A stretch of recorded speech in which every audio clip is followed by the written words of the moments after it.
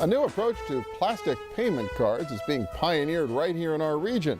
The card features a programmable magnetic stripe. The company that's doing it is called Dynamics, which has racked up a series of wins among international business plan competitions.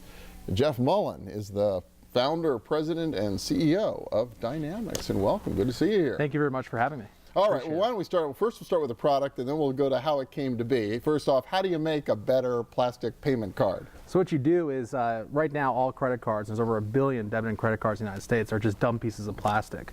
So what we want to do is we want to add intelligence to that so that we could create a computer platform and help banks deploy different types of value-add strategies.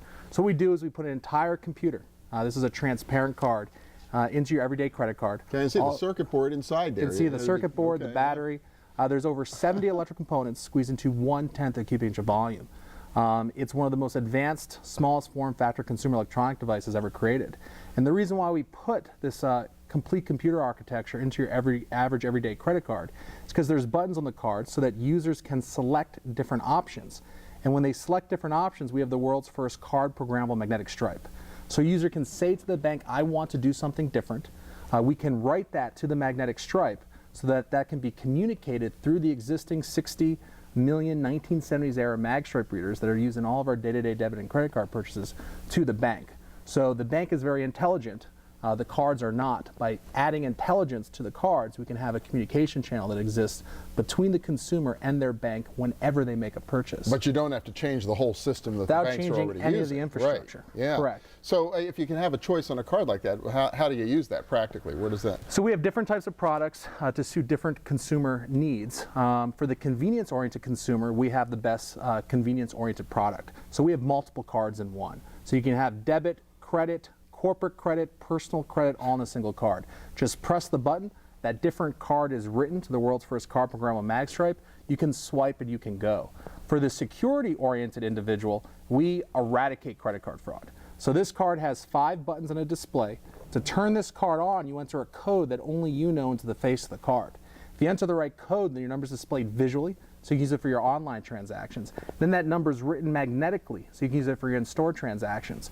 After you're done, or when the user wants to turn off the card, the display erases and the stripe erases. So if the person loses their card or the card's stolen, it's irrelevant, it's a dead piece of plastic.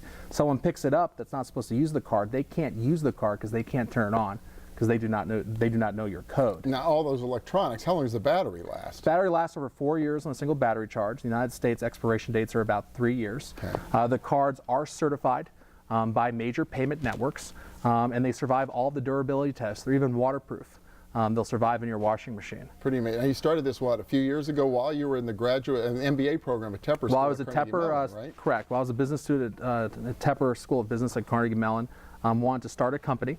Evaluated a number of ideas from peers, from teachers, from patents that the school owned, and decided that this credit card technology that I actually brought with me into school was the right idea to start at that period in time. So I got a team of like-minded individuals.